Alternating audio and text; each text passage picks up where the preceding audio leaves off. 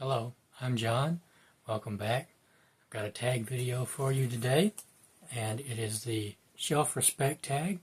It's an original tag by Richard at History Lit. He was kind enough to tag me, and I was also tagged by Kevin Toll at Kevin Toll Reads a long time ago. I think I was tagged for this in November, and I wanted to do it. I was looking forward to it, and then I got sick. I got a cold. It was really bad, unpleasant, not the kind of thing you want to see on camera. And then I got a little bit better about 2 weeks later, and I got ready to do it. And then I got some other illness that lasted for about 2.5 weeks. I don't know if that was the flu or what, but there were some days where I just sat in my chair and did absolutely nothing. And I mean nothing. I sat in my chair and I watched TV, and the TV video didn't even really penetrate to my brain. I was just kind of sitting back in a haze or a stupor or something. And so anyway, let's get to the tag. Let me bore you with my medical problems. Number one, how do you organize your books on your shelves? So the first important thing I do organization-wise is that I keep all of my unread books in this room, or most of them. There are some in other areas of the house. And then I keep the books that I've read and want to keep in my bedroom. So, and that's kind of a practical step. I used to not worry about that so much, but sometimes looking at all the unread books on my shelves makes me a little anxious, especially when I'm in a slump or something. So I like to keep my bedroom filled with books that I have read, so that I don't feel that, oh, I need to read that, I need to read that, I need to get to that. So it's very calming to look up at, 3 bookcases and go, oh, I've read all of those, and I know what they're all about, and things are good on that front. And then in here, I try to keep the fiction separated from the nonfiction, and I do a pretty good job of that. So there's fiction shelves here, and these are the only 2 fiction shelves in this room. I have one more in my kitchen, and then I have 3 shelves in here, or 3 bookcases in here of nonfiction. I have a really big double-leveled coffee table in the middle of this room that I keep nonfiction on. There's a long line of books I keep. I sort of set up a stack of books that I'm most interested in, put them over there in the middle of the room. It doesn't actually help, unfortunately. I look everywhere else. And then behind them, there is an entire row of the war paperbacks. I do collect war paperbacks from the 50s, 60s, 70s, 80s, World War I, World War II, Korea, Vietnam, quite a few more. And I've been drawn to those since I was young, since I was probably 12 or so. They have really interesting covers and everything like that. And war is just a subject that I've been interested in a long time. It's an unfortunate reality, brings out the absolute worst and the absolute best in people. So over there, I try to keep the hardcover. The hardcovers are mostly over there on that big shelf. Anyway, I'll try. Then I have a big, long credenza. My grandma called it a credenza, so I guess that's what it is. And on top of that are 2 rows of English history and a couple of books about Scotland.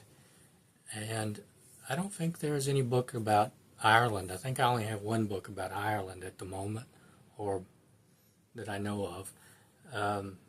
Churchill, down this way, I have probably 20 books on Winston Churchill. And then, so anyway, I try to keep things pretty well separated. And then I keep the kind of literary fiction sort of together, and then I keep the more entertainment fiction together. So things are pretty compartmentalized around here. It's just a way for me to keep track of where things are and not have to be running around looking for a book. I usually know where all my books are, and it really bothers me to not be able to find one. Which leads us to question number 2. Have you ever merged your collection with your significant other? No, I haven't. And that's not really applicable to me at the moment. I haven't been in a relationship in quite some time. I've been single for a while. And, I don't think that would bother me over time as a natural occurrence. But, if I just moved in with somebody and they're like, all right, we got to mix all these books up, I would be like, no, we do not. It's not how that works, okay? I got my books, you got your books, you keep your books over there. But no, really, that's just me. Like I said, I really like to know where my books are so I can just go and grab them. And sometimes people have moved my books and it drives me a little bit nuts. I don't like that at all. And people don't tend to do that around me anymore. So anyway, number 3, do you write your name and or the price paid in your books? No, I don't. I've tried to write my names in them before, or my name in them before, but I just tend to forget. And I've never really thought about writing the price down in the books that I buy, but that's probably not a bad idea. Except the majority of the books I buy are $1.60 or $2, $3. I very rarely ever buy a book that's more than $3. I buy mostly used books, and like I said, a lot of them are on clearance. There are certain stores I go to where the books are $1.60, $1.99. So that's not really something that I think of too much. But I mean, it's something I might ought to get like a sheet and write the price of the books down on it and keep track of how much money I'm spending. That would probably be a pretty good idea. Number 4, do you keep all of the books you've read or only the most cherished? I certainly don't keep all the books that I've read. No, I don't keep all the books I read. I try to keep only the ones that I think I'm going to read again, or the ones that are really interesting that I like to look through every now and then, or maybe some books that I just can't think of parting with at the moment. But usually what happens is I read a book and I think, well, I'm not going to read that again, and I stick it in a pile over here and then I donate it. I would say that I've probably kept, I don't know, 300, 400 books, I guess. That's what I've kept, and then I've gotten rid of the rest. And I'm perfectly fine with that. Sometimes, though, I get rid of a book, and then later on I think, well, I should have kept that. But most of the time I can find a replacement, but sometimes I can't. There are certain books I got rid of years ago, and I'll be lucky if I ever find a replacement for them. But that's, that's the peril of a moment's desire to free up some space or whatever. Okay, number 5. Does the style and quality of your bookshelves and or cases matter? The only thing I'm really concerned with is the quality, the ability for the shelves to hold weight without collapsing. And so over here I have a big shelf which it's an old entertainment center for years ago when the TVs were much bigger and heavier, and it holds weight really well. So even though it's not what I would really like to have over there, I'd like to have 3 bookcases like this, or maybe 4, so I could see all of my nonfiction with just a glance. Whereas right now the shelves on the entertainment center are not that wide, so I've got them We've got a row and then a row behind that, and that's not very convenient because books do wind up getting lost or lost to sight, and when I can't see them, I'm not as I know what's back there. It's not like I've forgotten. I have a really good memory for that kind of thing, but I just prefer to be able to see all my books. And the reason I haven't gotten bookcases like this and replaced it is because these are really cheap. These are like $30 or something. These are low-end bookcases. They do fine for lighter books, but I'm concerned that the hardcovers and some of the coffee table books I have might collapse a bookshelf like this, and I haven't wanted to risk that. I don't want to get rid of something that's working for something that might last a year or two. I did consider there was a sale at Staples or Office Depot. I'm not really sure. I can't remember which. They were selling 7-foot tall metal bookcases for half off. And that was or maybe not half off, but a really big reduction. The trouble is that they are something like $500 or $600 a piece, but it would just be really nice to have 7-foot tall shelves over there that are metal, that aren't going to collapse, that'll last, forever. But that's just really more expense than I want to put to it, because that entertainment center is doing just fine. That's what I'm trying to say, and I'm not the kind of person who likes to replace something that's working. Let's see, 6. Do you have any gripes or complaints about bookcase construction? Yes, I do, and like I said, it's mostly quality. Now you get what you pay for a lot of times. But on the other hand, I've noticed, I've gone out a lot, gone to furniture stores and things like that, and looked for bookcases. And I have noticed that a lot of them seem really flimsy. $300 bookcases, $400 bookcases, and they just seem really flimsy to me, like they couldn't actually hold the weight of books. And I would really hate to spend that much money on a bookcase and have it bow or crack or something. So they seem decorative to me. And, okay, let's see. Number 7. Do you ever stack books horizontally? No, I never do that. That's something I don't ever do. I never stack books horizontally. Why would I do that? That's terrible. Yes, I do, clearly. It's because I really don't have enough shelf space in this room. I would like to get more shelves for this room. I'd like to get, there's a small one over there. I'd like to get a larger one. There's a small one over there. I'd like to get a larger one. And I really would like to replace that bookcase there with several smaller bookcases so that I could stack them all, or not stack them, but, sit them like books are supposed to be sat, or shelve them like books are supposed to be shelved. And I just put books wherever I can put them. I try to keep them where they won't bend or get that curve in them. And I do check them. I look at them. I make sure that they're all right. If there's any problems, I readjust them. So I'm I'm really good about taking care of my books, really. Number 8. What are your 5 favorite jackets or covers?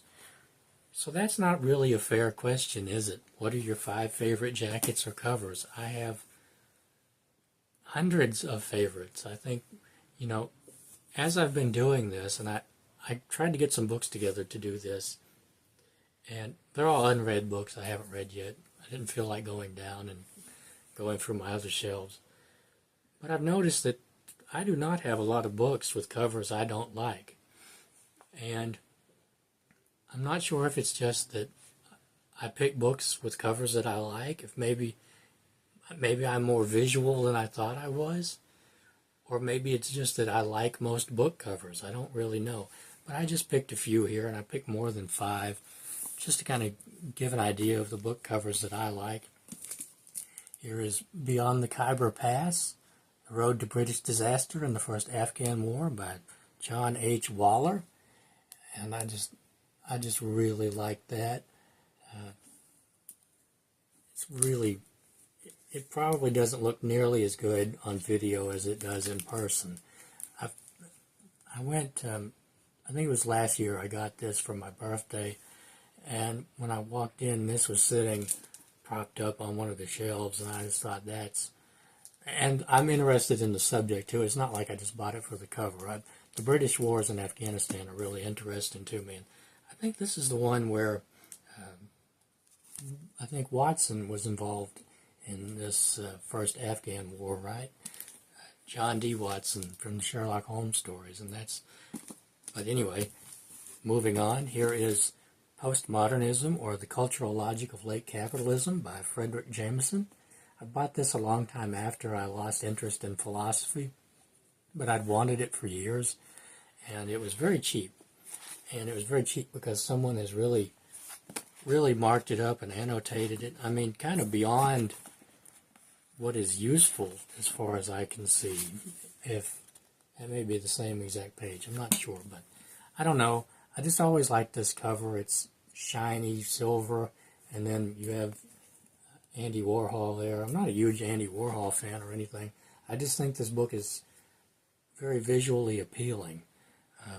I don't know about the contents. I've never read it. I don't know if I'll ever get around to reading it.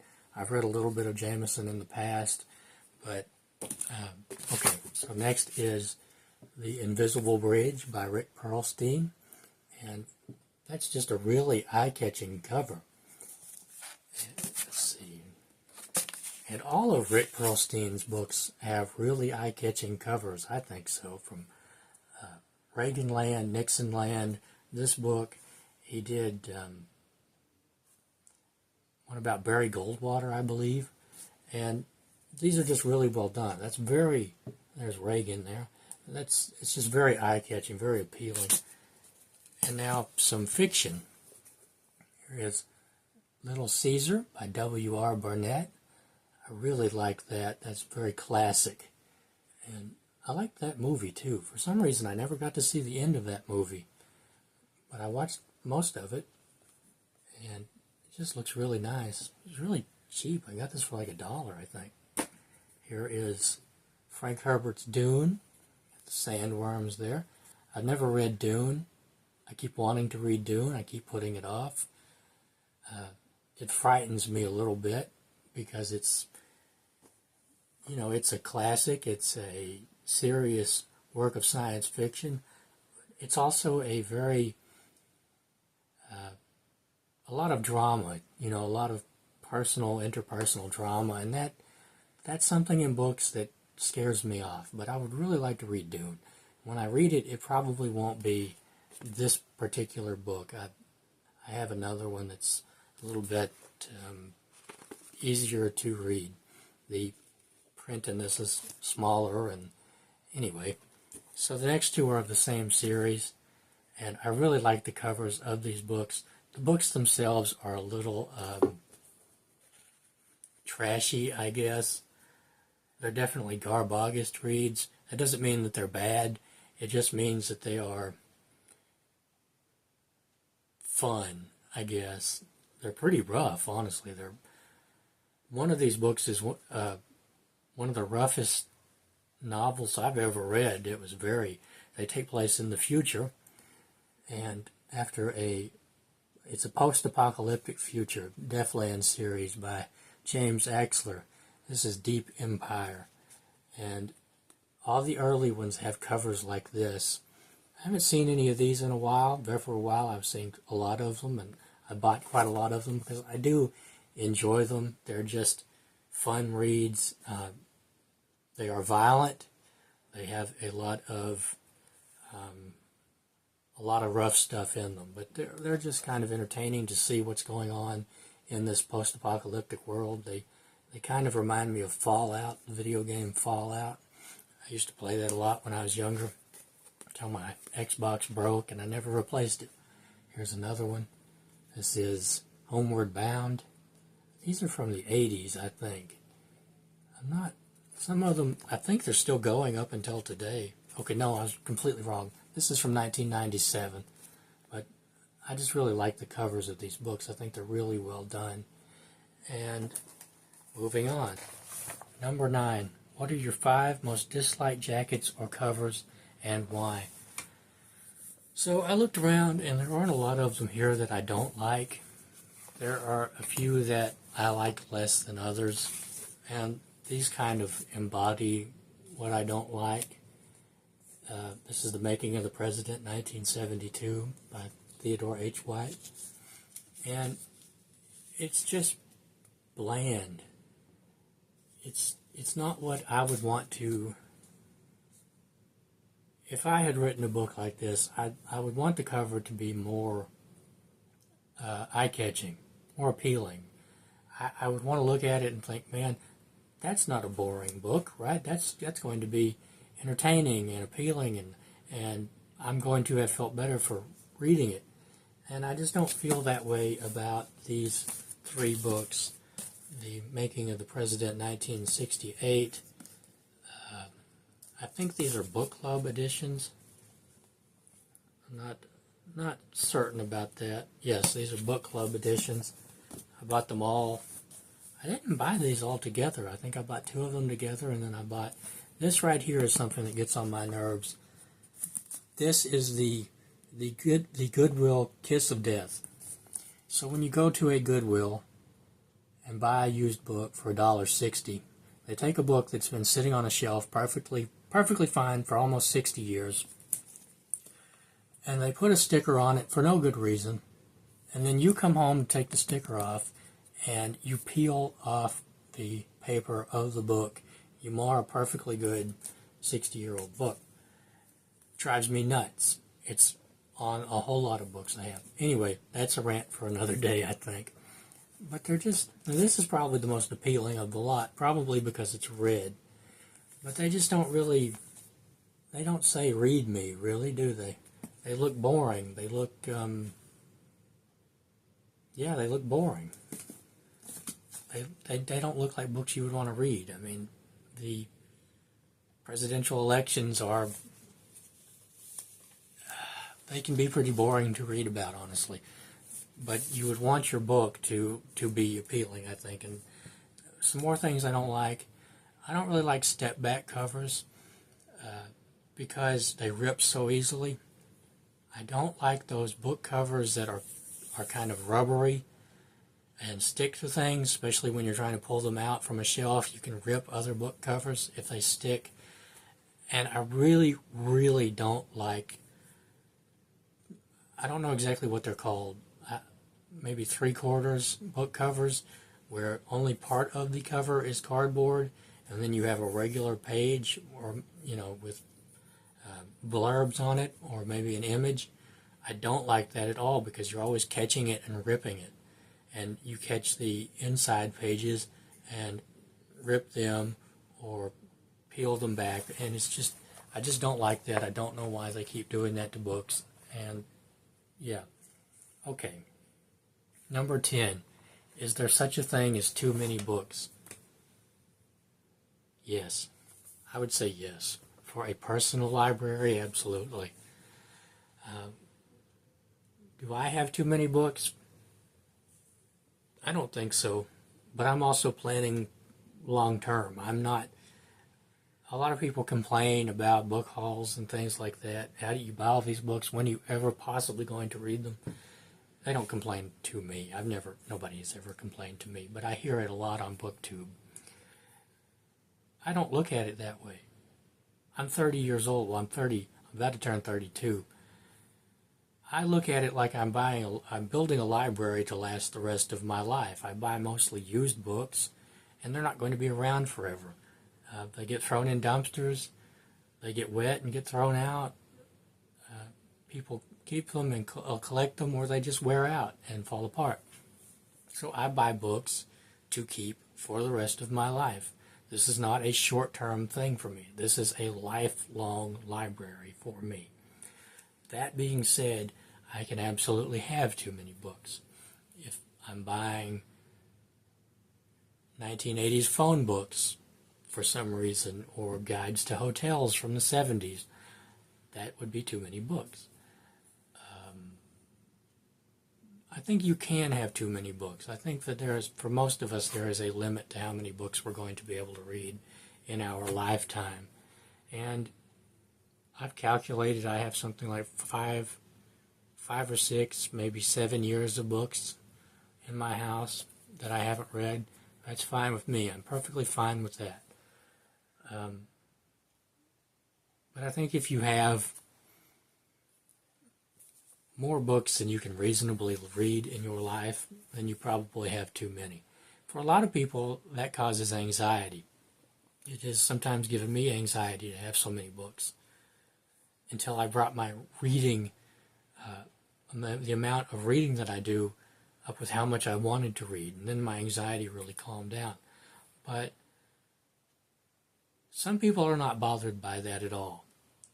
They don't mind being completely surrounded by books they may never get to. That's cool.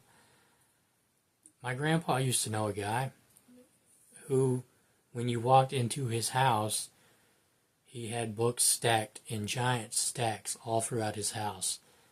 And he didn't read them. He was just a hoarder. And you had to weave your way through these stacks. That's having too many books. That is a disorder. That's not,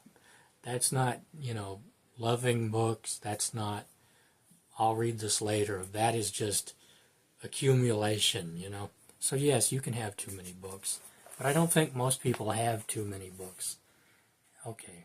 Number 11 is tag someone. So lots and lots of people have done this tag. I'm, almost 2 months late to it. And I'm not going to tag anybody. But if you're watching this and you want to do this tag, and I hope you do want to do this tag, then please consider yourself tagged and do this tag. And I want to thank Richard for tagging me and for creating this tag. I had a lot of fun with it. And I want to thank Kevin Toll for tagging me also. And feel free to leave comments. Love to hear from you. And I'll see you next time.